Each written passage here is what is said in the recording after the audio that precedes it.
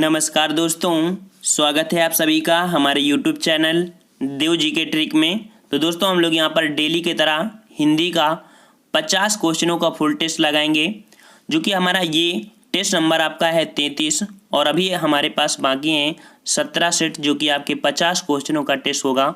क्योंकि हमारा लक्ष्य है कि हमारे चैनल से जुड़े हुए प्रत्येक बच्चे के हिंदी में 45 प्लस आना अनिवार्य है। दूसरी बात यह है कि एग्ज़ाम डेट जो कि लोअर 2 के सभी बच्चों के मैसेज आते हैं, तो आपको बता दें एक्सपेक्टेड आपकी अप्रैल सेकेंड वीक में होने की संभावना है। और अगर आपकी आचार संहिता लगती है, अर्थात आपका जो चुनाव पड़ते हैं, तो चुनाव की वजह से आपका अगर बढ़ेगा तो 2 मंथ बढ़ जाएगा।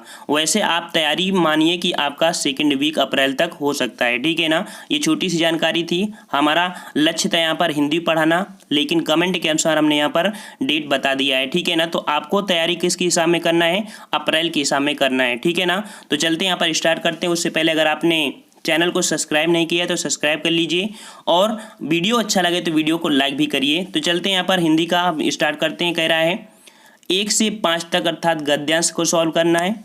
और गद्यांश हमने बताया था कि आपको सबसे पहले यहाँ पर क्वेश्चन पढ़ना है, क्वेश्चन के बाद ही आपको आंसर देना है। तो एक बच्चे का मैसेज आया था कि सर आपको आंसर बता दिया करिए, हम वहाँ पर निकाल लिया करेंगे। तो चलते हैं यहाँ पर आपका पहला यहाँ पर क्वेश्चन कह रहा है आधुनिक शिक्षा हमें आत्मबल से वंचित रखती है, क्योंकि वह ऑप्शन यहाँ पर सी नंबर हो जाएगा, विषयों की सूचना मात्र देती है, ठीक है। ये आपका काम है यहाँ पर पैराग्राफ में छाटना, लेकिन हमने यहाँ पर आंसर बता दिया है क्योंकि बच्चे कमेंट कर रहे थे। नेक्स्ट क्वेश्चन दूसरा कह रहा है कि समाज में धर्म द्वारा अनुशासन इसलिए संभव है क्योंकि वह सी नंबर मनुष्य को आत्मतोषी एवं अपरिग्रही बनाता है। सी नंबर आपका यहाँ पर हो जाएगा। थर्ड नंबर आपसे कह रहा है उच्च संस्कारों को साधने के लिए आवश्यक है कि मनुष्य निज से पर को अधिक महत्व दे, अर्थात आपका ए नंबर आपका यहाँ पर सही हो जाएगा। वैसे ही आपका चौथा क्वेश्चन है, यहाँ पर हम आपको डिफाइन नहीं कर रहे हैं, क्यों? क्योंकि आपका पैराग्राफ है, आपका काम है, ठीक है। और कैसे सॉल्व करना है, पहले क्वेश्चन पढ़ना है, इसके बाद पैराग्राफ पढ़ना है। चौथा नंबर कह रहा है आपसे कि गद्यांश में रेखांकित पद से अभिप्रेत क्या है, अर्थात यहाँ पर अभिप्रेत क्या हुआ है। तो चौथे का जवाब आपका हो जाएगा यहाँ पर सी नंबर, अर्थात धन संग्रहित ना होना, ये आपका आंसर हो जाएगा। पैराग्राफ पढ़िए तो आंसर आपको मिलेंगे क्वेश्चन। और फिफ्थ नंबर आपका कह रहा है आधुनिक शिक्षित मनुष्य में अहं की उद्दीप्ति का मुख्य कारण है उसका, अर्थात 5 का जवाब हो जाएगा डी नंबर, अंदर से अशिक्षित होना, ठीक है। तो यहाँ पर हमने 5 क्वेश्चन जो कि आपके पैराग्राफ से थे। चलो छठा क्वेश्चन भी आपका दिया है, कह रहा है नानी के आगे ननिहाल की बातें मुहावरे का सही अर्थ बताइए। तो अब आपका चालू हो गया है ग्रामर पोर्शन, और ग्रामर पोर्शन में यहाँ पर आपका दे दिया है मुहावरा ही सबसे पहले। तो कह रहा है नानी के आगे ननिहाल की बातें मुहावरे का सही अर्थ क्या हो जाएगा।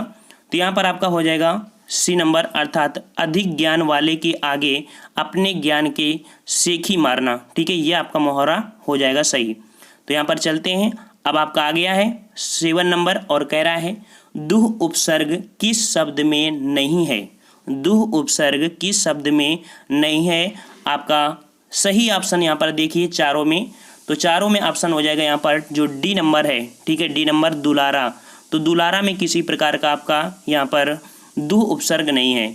इसके पहले अगर देखा जाए कि यहाँ पर जो अदर शब्द दिए हैं आपके दुर्गम, दुर्दिन और दुर्बल, इस पे आपका दुह शब्द आपका दिया था। तो ये आपकी कौन सी संधि हो जाएगी? ये आपकी जो संधि दिए हैं ये सभी आपके विसर्ग संधि के उदाहरण दिए हैं, ठीक है ना। चलिए नेक्स्ट क्वेश्चन आपका 8 नंबर कह रहा है किस शब्द समूह में सभी शब्द रंग के पर्यायवाची हैं। अगर आपको रंग के पर्यायवाची आते हैं तो आप आसानी से क्वेश्चन को सॉल्व कर देंगे, लेकिन अगर एक भी नहीं आता है तो आपको थोड़ी सी प्रॉब्लम आ जाएगी इस क्वेश्चन पर। तो यहाँ पर जो रंग के पर्यायवाची होते हैं वो आपके क्या होते हैं? सही ऑप्शन होगा सी नंबर, दरिद्र, कंगाल, निर्धन, अकिंचन, ये आपके रंग के पर्यायवाची हैं, ठीक है ना। तो डी नंबर आपका हो जाएगा, यहाँ सी नंबर आपका हो जाएगा 8 का। और नेक्स्ट क्वेश्चन आपसे कह रहा है सामसिक पद जो कि अष्टाध्यायी के सही विग्रह को बताइए। जो अष्टाध्यायी है तो इसको सही से हम लोग विग्रह करना था, तो इसको तोड़ना है, और तोड़ेंगे तो क्या निकलेगा, अर्थात इसका शुद्ध होता है शब्द कि 8 अध्यायों का समाहार। 8 अध्यायों का समाहार, अर्थात यहाँ पर सी नंबर हो जाएगा। अगर यहाँ पर ये पूछे कि कौन सा आपका समास है, तो देखो 8 अध्याय अर्थात ये संख्यावाची है, और जो संख्यावाची होता है वो हमेशा क्या होता है, द्विगु समास होता है। क्या होता है, द्विगु समास होता है। आपका यहाँ पर शुद्ध ऐसे द्विगु लिखा जाता है, तो सी नंबर आपका सही जवाब हो जाएगा। अगर आपको अच्छा लग रहा है तो वीडियो को लाइक भी करिए, और इस पीडीएफ को हमारे टेलीग्राम नंबर पे पा सकते हैं, क्योंकि सभी बच्चे कमेंट कर रहे थे कि सर पीडीएफ भी हमारे जो अपना टेलीग्राम है तो उसमें डाल दिया करिए, ताकि हमको थोड़ा फायदा हो जाए, बाद में इसको लगा भी लिया करें। तो आपके लिए जितना भी हो सकता है हम आपके लिए सहयोग कर रहे हैं। अगर आपको किसी प्रकार की समस्या होती है तो भी कर दीजिए, हम आपका सहयोग जितना हो सकता है हम आपको करेंगे। तो चलते हैं, यहाँ पर 10 नंबर कह रहा है 10 जने की लाठी 1 जने का बोझ। ठीक है, 10 जने की लाठी 1 जने का बोझ, लोकोक्ति का सही अर्थ क्या होगा। देखिए यहाँ पर 4 ऑप्शन है, और 4 ऑप्शन यहाँ पर आपका सही जवाब क्या हो जाएगा। सही जवाब आपका हो जाएगा डी नंबर, सहयोग से काम आसानी से होता है, अर्थात आपका 10 का डी नंबर हो जाएगा। नेक्स्ट क्वेश्चन की ओर आते हैं। क्वेश्चन आपसे कह रहा है निम्नलिखित में से कौन सा शब्द प्रभावी का विलोम नहीं है। ठीक है, प्रभावी का विलोम नहीं है, तो यहाँ पर ऑप्शन जो जवाब हो जाएगा वो आपका क्या हो जाएगा, सी नंबर, अर्थात अप्रयुक्त। ठीक है, अप्रयुक्त प्रभावी का आपका विलोम नहीं है, लेकिन यहाँ पर अप्रभावी निष्प्रभावी ये आपके जो कि प्रभावी से संबंधित हैं। नेक्स्ट नंबर आपका 12 नंबर कह रहा है सही शब्द चुनकर रिक्त स्थान की पूर्ति कीजिए। शब्द अलंकार के 3 भेद होते हैं, कौन कौन, अनुप्रास अलंकार, यमक अलंकार, और तीसरा आपका कौन सा अलंकार होता है, आपको पता होना चाहिए। तो यहाँ पर शब्द अलंकार के यहाँ पर जो 3 भेद होते हैं, कह सकते हैं अनुप्रास अलंकार, यमक अलंकार, और आपका एक होता है श्लेष अलंकार। क्या होता है, श्लेष, अर्थात यहाँ पर आपका हो जाएगा बी नंबर। 12 का आपका हो जाएगा बी नंबर। ठीक है, और फिर इसके बाद बढ़ेंगे तो आपके रूपक उत्प्रेक्षा जो आते हैं, भ्रांति, ये अर्थ अलंकार के होते हैं, अर्थात रूपक, उत्प्रेक्षा, भ्रांतिमान, ये सभी किसके हैं, तो ये आपके जो उदाहरण है ये आपके अर्थ अलंकार के, लेकिन जो श्लेष है वो आप शब्द अलंकार के ही पार्ट है। ठीक है ना। नेक्स्ट क्वेश्चन आपसे कह रहा है अंग टूटना मुहावरे का सही अर्थ है। अंग टूटना मुहावरे का सही अर्थ है। सही अर्थ यहाँ पर क्या हो जाएगा भाई, तो अर्थ हो जाएगा यहाँ पर थकावट से बदन में दर्द होना, मतलब कि डी आपका जवाब हो जाएगा। अंग टूटना मतलब कि थकावट से बदन में दर्द होना, ये आपका सही जवाब हो जाएगा। नेक्स्ट क्वेश्चन आपसे कह रहा है प्रतीक्षा शब्द में प्रयुक्त उपसर्ग बताइए। तो आपको पता होना चाहिए उपसर्ग कहाँ पर होता है, शब्द के पहले होता है। तो यहाँ पर शब्द के पहले यहाँ पर जो दिया है, ठीक है, अर्थात इसको जब तोड़ोगे प्रतिधन इच्छा हो जाएगा। क्या हो जाएगा, प्रतिधन इच्छा। ठीक है, प्रतिधन इच्छा हो जाएगी, यहाँ पर इच्छा लिखा जाएगा। तो इसका आपका जो उपसर्ग निकलेगा, क्या निकलेगा, ऑप्शन आपका जवाब हो जाएगा यहाँ पर बी नंबर, अर्थात प्रति जो लिखेंगे वो आपका इस प्रकार से लिखेंगे। अगर आपको अच्छा लग रहा है तो प्लीज़ वीडियो को लाइक भी करिए, सपोर्ट करिए। 15 नंबर आपसे कह रहा है भक्ति का अर्थ, भक्ति का अर्थ नहीं होता है। तो भक्ति का अर्थ क्या नहीं होता है, यहाँ पर सेवा हो गया, श्रद्धा हो गया, पूजा हो गया, लेकिन कविता, कविता का आपका कोई मैच नहीं कर रहा है भक्ति से, अर्थात आपका डी नंबर यहाँ पर हो जाएगा कि भक्ति का अर्थ नहीं है, कौन सा आपका डी नंबर, अर्थात कविता हो जाएगा। नेक्स्ट क्वेश्चन आपसे यहाँ पर कह रहा है रसोत्पत्ति में आश्रय की चेष्टाएं क्या कही जाती हैं। रसोत्पत्ति में आश्रय की चेष्टाएं क्या कही जाती हैं, तो भाई क्या कहते हैं, इनको बोलते हैं अनुभाव।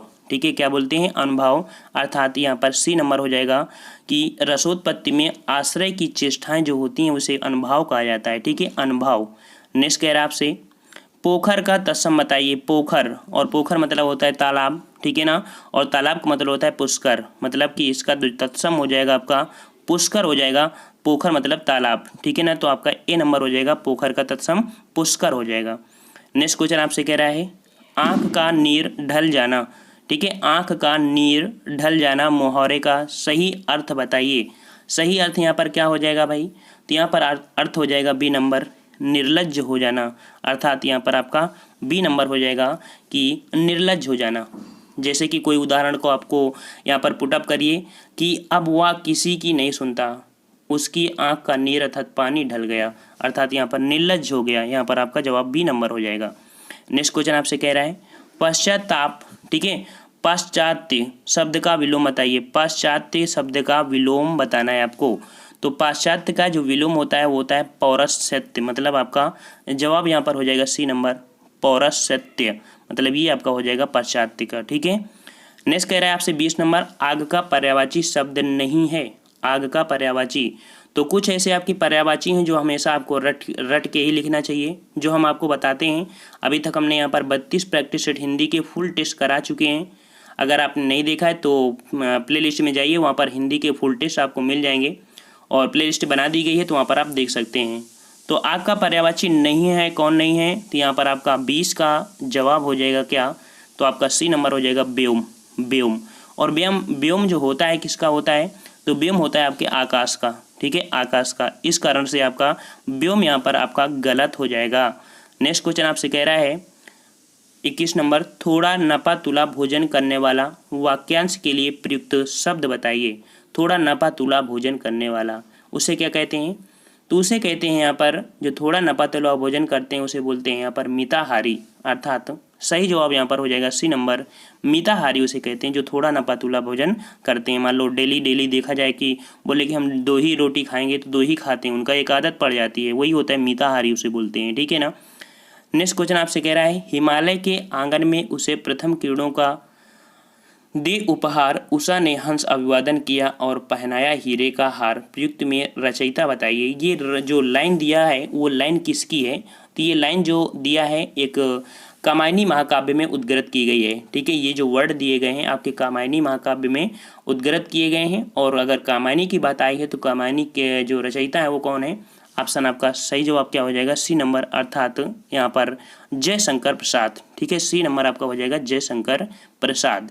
नेक्स्ट क्वेश्चन आपसे कह रहा है उत्पादक जमीन हेतु एक शब्द है। उत्पादक जमीन हेतु एक शब्द है, अर्थात जो उत्पादक जमीन होती है उसके लिए एक शब्द यहाँ पर प्रयुक्त करना है, तो उसे बोलते हैं उर्वरा। मतलब कि डी नंबर आपका हो जाएगा, जो उत्पादक जमीन होती है उसे उर्वरा के नाम से जाने जाते हैं। नेक्स्ट क्वेश्चन आपसे कह रहा है विनय और व्यंग उपहास को व्यक्त करने के लिए किस विराम चिन्ह का प्रयोग किया जाता है। तो विनय और व्यंग उपहास को व्यक्त करने के लिए किस विराम का करते हैं, आपको यहाँ पर विराम चिन्ह को पता होना चाहिए। तो विराम चिन्ह मतलब कि कह सकते हैं कि आपका यहाँ पर हो जाएगा बी नंबर, जो विस्मय बोधक है, ठीक है। तो यहाँ पर विनय मतलब किसी से निवेदन करना है, जैसे मान लीजिए बोले वाह तो भी आपका लग जाएगा, हे भगवान तो भी लग जाएगा, अरे आदि ऐसे वर्डों में आपका विस्मय बोधक चिन्ह का प्रयोग करते हैं। लेकिन ये अर्थ बताता है कि आपको किस प्रकार का विस्मय बोधक आपको लगाना है, ठीक है ना। नेक्स्ट क्वेश्चन की ओर आते हैं 25 नंबर, और 25 नंबर आपसे कह रहा है नई दुनिया समाचार पत्र मध्य प्रदेश के किस जिले से प्रकाशित होता है, ठीक है। तो एक समाचार है कौन सा, नई दुनिया, कई बार आपसे क्वेश्चन पूछा गया है। तो ये नई दुनिया समाचार पत्र मध्य प्रदेश के इंदौर जिले से प्रकाशित होता है। इंदौर जिला जो कि आपका यहाँ पर देख सकते हैं 2018 में जो कि सबसे स्वच्छ शहर घोषित किया गया था, वही आपका है कौन सा, इंदौर है, ठीक है। एक बात याद रखना, जो आपका उज्जैन है, उज्जैन को क्या बोलते हैं, तो भारत का ग्रीनविच बोलते हैं उज्जैन को, ठीक है। इसमें सवाई जय सिंह थे, इन्होंने टाइम के लिए एक प्रयोगशाला बनाया था, और यही उज्जैन है जहाँ से आपकी मध्य प्रदेश में जहाँ से आपकी 62.5 निकल के जाती है, अर्थात 62.5 डिग्री जो आपकी जाती है देशांतर रेखा, वो आपके उज्जैन से निकल के जाती है। तो अगर आपसे क्वेश्चन पूछता है कि भारत का कह सकते हैं कि भारत का जो ग्रीनविच बोलते हैं किसे बोलते हैं, उज्जैन को ही बोलते हैं, ठीक है ना। नेक्स्ट कह रहा है आपसे तत्सम से तद्भव बने सही शब्द युग्मों को खोजिए, अर्थात तत्सम से जो तद्भव बने हैं तो सही शब्द युग्म आपका कौन सा है यहाँ पर। तो देखिए यहाँ पर जो घट है, घट घड़ा तत्सम से तद्भव बना है, अर्थात जो घट होता है घट से आपका घड़ा है, ये बिल्कुल आपका शुद्ध दिया है, जो कि ए नंबर आपका सही हो जाएगा। नेक्स्ट क्वेश्चन आपसे अलंकार पूछ लिया है कि चिरजो जोरी जुरे क्यों न स्नेह गंभीर, को घटिए वृषभानुजा वे हलधर के वीर। उपयुक्त में आपसे अलंकार पूछ लिया है, और यहाँ पर अलंकार क्या हो जाएगा, अर्थात यहाँ पर आपका जो अलंकार है श्लेष अलंकार है।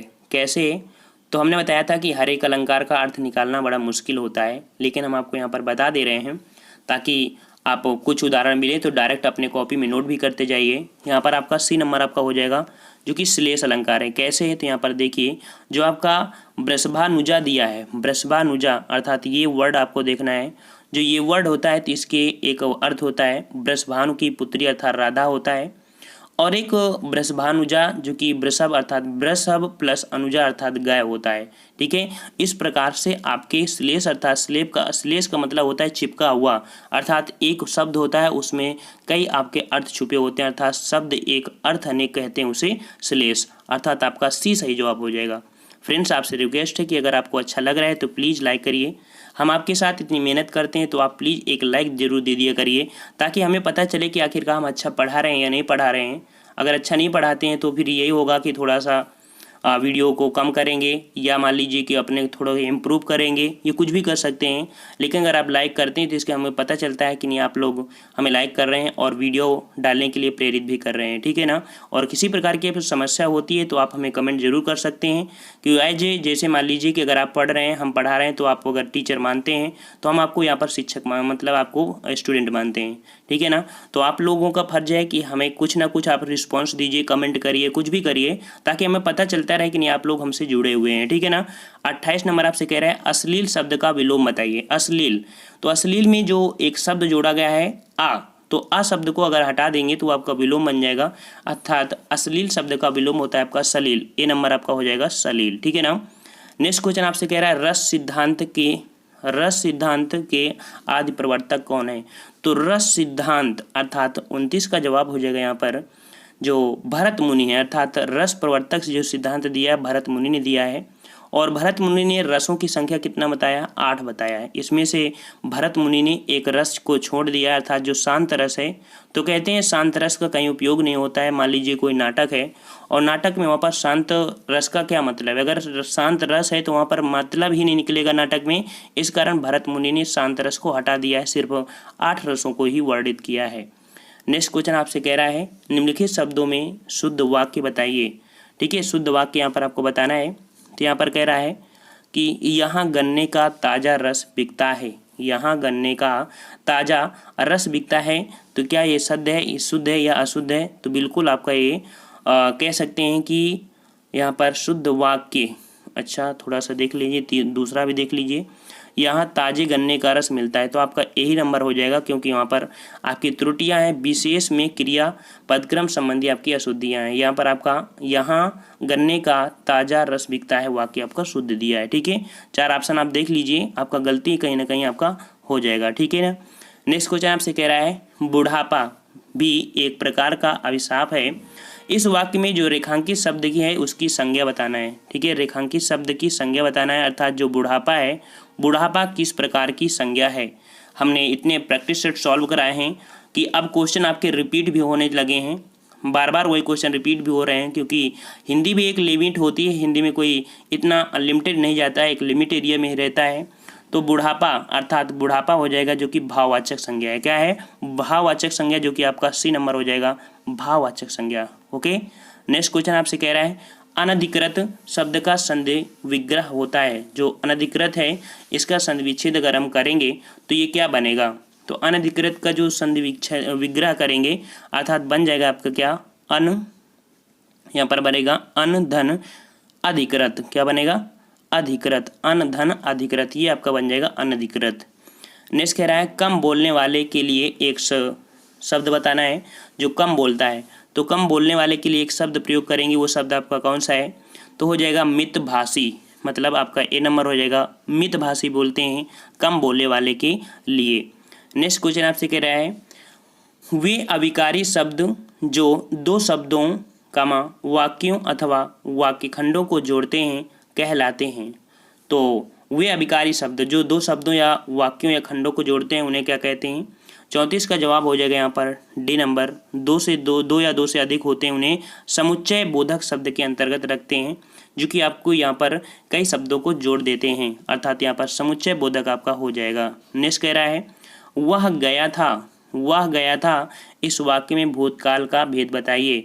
अर्थात वह गया था मतलब कि इस वाक्य में पूर्ण भूतकाल है, यहाँ क्रिया की पूर्णता प्रकट हो रही है। वह गया था मतलब आपका बिल्कुल क्लियर हो चुका है कि वह गया ही था, मतलब आपका ए नंबर हो जाएगा पूर्ण भूतकाल। ठीक है, पूर्ण भूतकाल। नेक्स्ट कह रहा है आपसे कि निम्नलिखित में से अशुद्ध वर्तनी वाला शब्द बताइए। अशुद्ध वर्तनी वाला यहाँ पर शब्द बताना है भाई। अशुद्ध वर्तनी कौन सा लिखा है।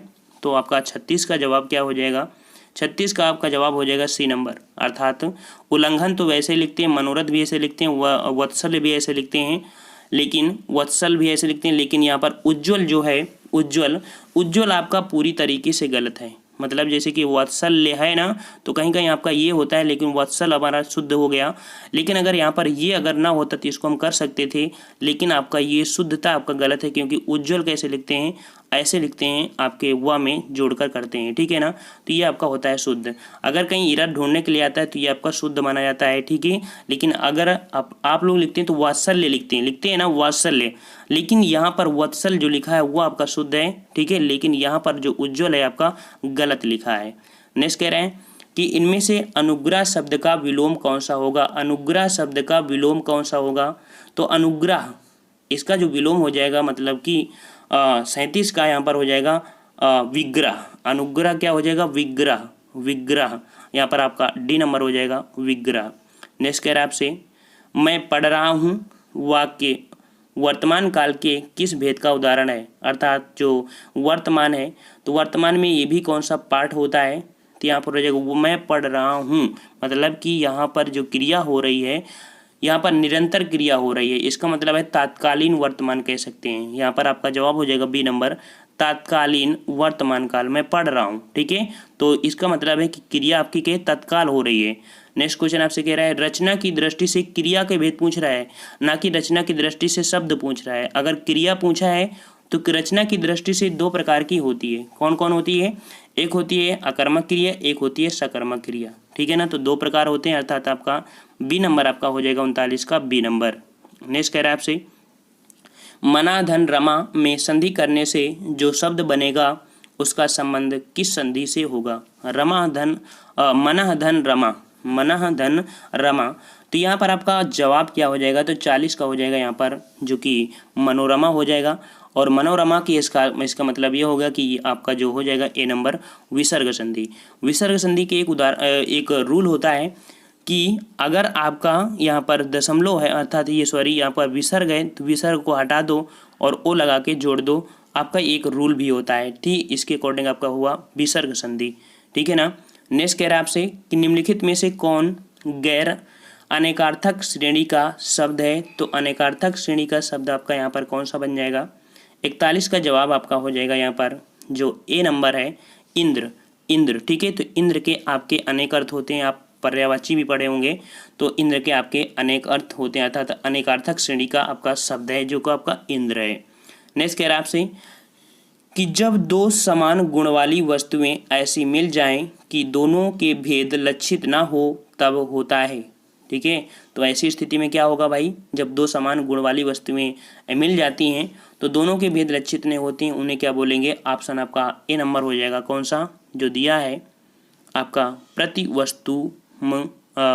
प्रतिवस्तुपमा, ठीक है। ये आपका जो शब्द हो जाएगा ये बोलेंगे, ठीक है।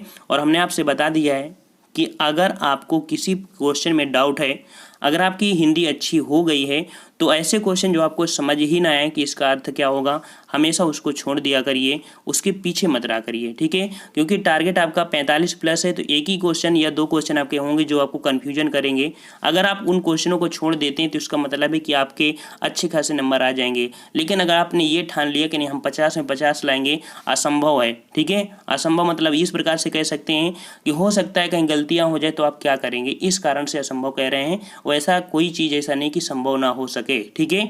50 है तो 50 में आ सकते हैं। बहुत ऐसे स्टूडेंट हैं हमारे इस चैनल पर जुड़े हुए जो 47-48 नंबर लेके आ रहे हैं इस समय टेस्ट में, काफ़ी अच्छी तैयारी करते हो गया उन लोगों को। नेक्स्ट 43 नंबर कह रहा है, जिसके हृदय पर आघात हुआ है वाक्यांश के लिए उपयुक्त शब्द होगा। जिसके हृदय पर आघात हुआ है, कितनी बार क्वेश्चन आपका रिपीट हो रहा है। यहाँ पर आपका जो जवाब हो जाएगा क्या हो जाएगा, तो आपका हो जाएगा मर्माहत, अर्थात बी नंबर हो जाएगा मर्माहत। जिसके हृदय पर आघात हुआ है उसे मर्माहत कहते हैं। 44 नंबर आपसे कह रहा है, निम्नलिखित में से सबसे पहले अपनी आत्मकथा हिंदी में किसने लिखी थी। कितना इंपॉर्टेंट क्वेश्चन आपका है और कई बार क्वेश्चन आपसे पूछा भी गया है। तो निम्नलिखित में से सबसे पहले अपनी आत्मकथा हिंदी में किसने लिखी थी। 44 का जवाब हो जाएगा आपका यहाँ पर डी नंबर, राजेंद्र प्रसाद ने, ठीक है। राजेंद्र प्रसाद ने लिखा था। और इन्होंने कब लिखा था, तो 1947 में लिखा था, ठीक है, 1947 में। नेक्स्ट क्वेश्चन आपसे कह रहा है, निम्नलिखित शब्दों में तत्पुरुष समास कौन है? तत्पुरुष समास पहचान करना है और उसके पहले आपको पता होना चाहिए कि तत्पुरुष समास होता क्या है। तो तत्पुरुष समास जो होता है उसमें से जो आपका अंतिम पद होता है वो प्रधान होता है। जैसे कि आपका यहाँ पर 45 का आपका ए नंबर है, परीक्षा भवन। परीक्षा भवन अर्थात परीक्षा का भवन में, ठीक है, अर्थात यहाँ पर संबंध या कह सकते हैं कि षष्ठी तत्पुरुष समास आपका दिया गया है, जो कि आपका ए नंबर हो जाएगा।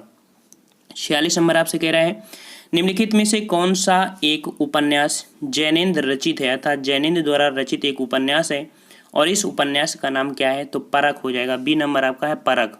और जैनेन्द्र जी ने इस परख का जो प्रकाशित किया था 1929 में किया था, ठीक है। कब किया था? 1929 में प्रकाशित किया था आपका प्रकाश। नेक्स्ट क्वेश्चन आपका आ गया है, जो कि बहुत बार क्वेश्चन आपका आता भी है।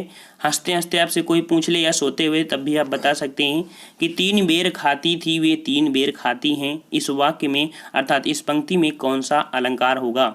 3 बार और 3 बेर, मतलब कि आपका जवाब 3 बेर और 3 बार, मतलब 3 बार, मतलब कैसे कह सकते हैं कि यहाँ पर आपका यमक अलंकार है, जो कि आपका सी नंबर है, यमक अलंकार। जहाँ एक शब्द की आवृत्ति और भिन्न अर्थ हों वहाँ पर आपका यमक अलंकार होती है। जैसे 3 बेर मतलब बार और 3 बेर मतलब एक फल, ठीक है। मतलब इसके अकॉर्डिंग समझ सकते हैं 3 फल और 3 बार खाती है। इसका सही जवाब हो जाएगा यमक अलंकार। 48 नंबर आपसे कह रहा है कि मृत्यु धन उपरांत में संधि करने से एक शब्द निर्मित होता है। मृत्यु धन उपरांत में संधि करने से एक जो शब्द निर्मित होगा वो निर्मित शब्द क्या होगा? तो देखो, आपको पता होना चाहिए कि आपकी संधि कौन सी है। तो संधि के लिए आपकी पहचान क्या होती है? यहाँ पर आपका है छोटा ऊ, ठीक है ना, और यहाँ पर भी आपका है छोटा ऊ, और अगर इसको दोनों को हम जोड़ते हैं तो आपका बनेगा बड़ा ऊ। क्या बनेगा? बड़ा ऊ बनेगा। इसका मतलब क्या बन जाएगा आपका? मृत्युपरांत। क्या बनेगा? मृत्युपरांत शब्द आपका निर्मित होगा और यह आपका दीर्घ संधि का उदाहरण भी है, ठीक है ना। अगर आपको अच्छा लग रहा है तो प्लीज़ लाइक करिएगा। और नेक्स्ट क्वेश्चन आपका 49 नंबर आपसे कह रहा है किस शब्द की वर्तनी अशुद्ध है? किस शब्द की वर्तनी जो आपकी अशुद्ध है? तो यहाँ पर आपका जो अशुद्ध हो जाएगा, तो यहाँ पर ऋषि तो ऐसे ही लिखते हैं, संध्या भी ऐसे लिखते हैं, संस्कार भी ऐसे ही लिख सकते हैं, जो कि आपका संस्कार किस संधि से है? आपकी विसर्ग संधि है, समधनकार अर्थात संस्कार हो जाता है। लेकिन यहाँ पर जो सन्यासी है, सन्यासी शब्द की वर्तनी अशुद्ध है। और जो सन्यासी लिखते हैं तो कैसे लिखते हैं? यहाँ पर आपका जो यहाँ पर आपकी बिंदी लगी होती है, जब अगर बिंदी लगी होती है तो ये आपका शुद्ध होता है, अर्थात डी नंबर आपका हो जाएगा। और लास्ट नंबर आपका जो कि 50 नंबर आपसे कह रहा है कि कामायनी किस प्रकार का ग्रंथ है? कामायनी किस प्रकार का ग्रंथ है? आपके यहाँ पर 4 ऑप्शन है और वेरी इजी है क्वेश्चन। यहाँ पर किसी प्रकार किसी बच्चे को डाउट नहीं होना चाहिए और सभी बच्चे जो लास्ट तक आए सभी लोग कमेंट करिएगा 50 का सही जवाब क्या हो जाएगा। और हो सके तो आप वर्ड भी लिख देना कि मान लो ए नंबर है तो खंड काव्य, बी है नंबर तो मुक्त खंड काव्य, अगर सी है महाकाव्य और डी है चंपू काव्य, जो भी हो तो आपको लिख देने हैं। प्लीज़ आपसे रिक्वेस्ट है कि पूरा आप लिखा करिए ताकि पता चल पाए कि आप क्वेश्चन का जवाब क्या दे रहे हैं। अगर आपको अच्छा लगा है तो वीडियो लाइक करें और हमने बना दिया है प्लेलिस्ट में जाके देख सकते हैं, जो कि आपके पूरे 50 क्वेश्चनों के प्रैक्टिस सेट है। तो हम लोग मिलते हैं नेक्स्ट वीडियो में, तब तक के लिए धन्यवाद। जय हिंद, जय भारत।